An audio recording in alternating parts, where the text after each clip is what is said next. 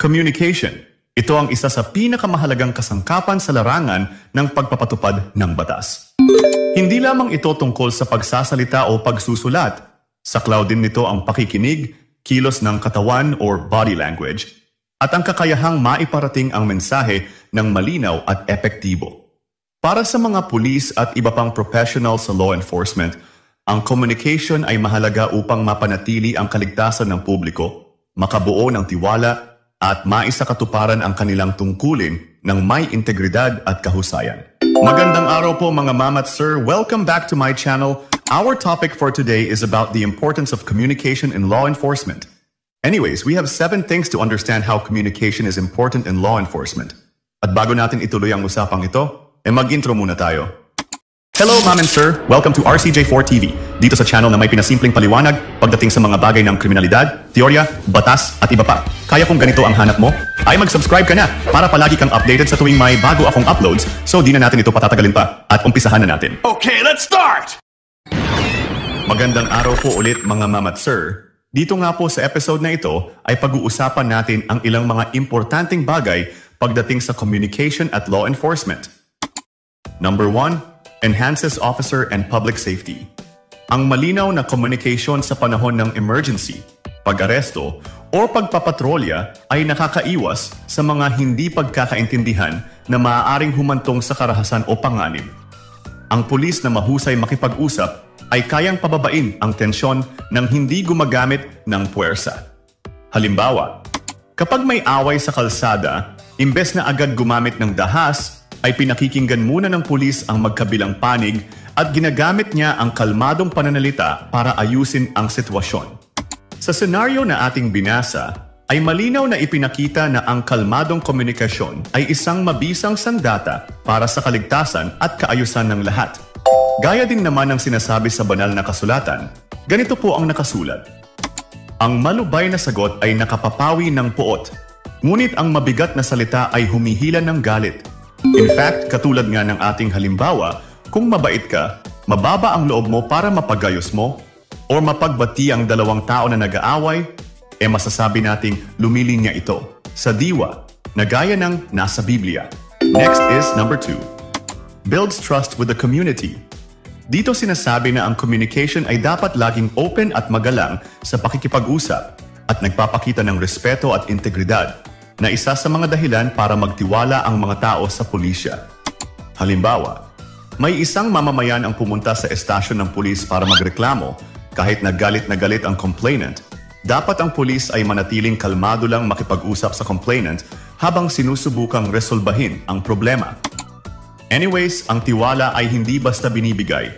Ito'y nabubuo sa pamamagitan ng maayos at tapat na komunikasyon. Kung ang pulis ay hindi marunong makipag-usap ng mahinahon sa mga mamamayan, maaaring magkaroon ito ng masamang imahe para sa kanya at sa iba pang mga kapulisan.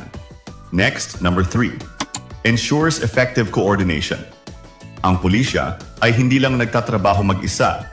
Dapat nakikipag-ugnayan din sila sa ibang mga uniformed personnel at ganun din sa korte. Kasi kung may pagkukulang sa komunikasyon, pwedeng magkaaberya sa mga operasyon. Halimbawa, kapag may sunog kung mali ang naibigay na address sa bumbero, maaaring lumaki ang sunog at may mawalan ng buhay dahil sa maling impormasyon. In short, mahalaga talaga ang pakikipag-ugnayan sa tamang oras, lalo na sa mga bagay na makakapagligtas ng buhay ng tao. Number 4. Aids in criminal investigations.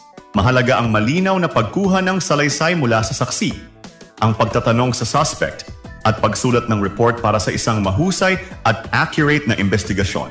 Parang ganito mga ma'am at sir, halimbawa, kung hindi maayos ang pagdokumento sa testimonya ng saksi, maaaring mawala ang kredibilidad ng mga ito sa kaso. Dahil sa investigation, ang bawat salita ay may bigat, kaya dapat malinaw ang usapan at maayos ang pagkaka-record sa mga ito. Number 5. Supports legal proceedings. Gaya din ng sinabi natin kanina, ang mga reports, affidavit, at testimonya ay kailangang malinaw, totoo, at maayos ang pagkakasulat upang tanggapin ito sa korte. Halimbawa, kung malabo o hindi kumpleto ang affidavit ng pulis, ay pwedeng ibasura ng korte ang isang kaso. Kasi kung pulis ka at nais mong pakinggan ka ng korte, dapat malinaw, legal at naiintindihan ang iyong mga ipapakita dito. Number 6. Promotes professionalism and integrity. Ang pulis na may respeto sa pananalita, may pakikiramay at malinaw magpahayag ay nagpapakita ng profesionalismo at mataas na moralidad. Halimbawa, ang isang pulis na tumutulong sa biktima ng krimen sa paraang may malasakit at hindi mayabang at mapagmataas ay isang magandang imahe para sa mga tao. At ito ay tumatatak sa mata ng mga tao sa komunidad. Kasi ang paraan ng pagsasalita ng isang pulis ay reflection ng kanyang pagkatao at propesyon. Anyways, kahit hindi ka pulis, ay maituturing pa rin na ang tono ng pananalita natin ay isa sa mga reflection ng pagkatao natin. And lastly, number 7, encourages teamwork and morale. Sa loob ng organisasyon, ang maayos na communication ay nagpapatibay ng samahan, nagbabawas ng pagkakaalitan o di pagkakaunawaan, at nagpapalakas ng loob ng bawat isa. Halimbawa, kung open ang communication sa pagitan ng hepe at mga tauhan, mas mabilis ang pagkilos at mas magaan ang pagtatrabaho. Kasi kung sa isang organisasyon ay may open at magandang ugnayan ng communication pa mula sa leader hanggang sa mga tauhan nito, ay may mas malaking chances na lalong maging epektibo at produktibo at masaya ang isang trabaho sa loob ng isang organisasyon. Anyways, ang communication ay hindi lang basta mahalagang kasanayan, lalo na sa kapulisan. Ito ay haligi ng buhay sa larangan ng pagpapatupad ng batas. Mula sa pagpapanatili ng kaligtasan hanggang sa pagbibigay ng hustisya, kailangang mahusay ang mga alagad ng batas sa lahat ng anyo ng komunikasyon upang tunay na makapaglingkod at makapagprotekta sa mamamayan. Ang mahusay na communication ay nagbubunga ng mas magagandang resulta at mas ligtas na mga komunidad at mas mapagkakatiwalaang kapulisan. At dito na po muna matatapos ang ating video about the importance of communication in law enforcement. At maraming salamat po sa lahat ng mga nakapanood at mga nakinig. See you on the next episode. Goodbye. Kaibigan, nagustuhan mo ba ang topic na ito?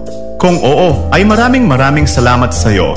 At kung gusto mo pa ng mga videos na kagaya nito, ay mag-follow, like, at share at subscribe ka lang dito sa aking channel at page para palagi kitang ma-notify sa tuwing may mga bago akong uploads. So hanggang dito na lang mga kaibigan at mag-iingat kayo palagi. At maraming salamat po ulit sa inyong lahat at God bless at hanggang sa muli.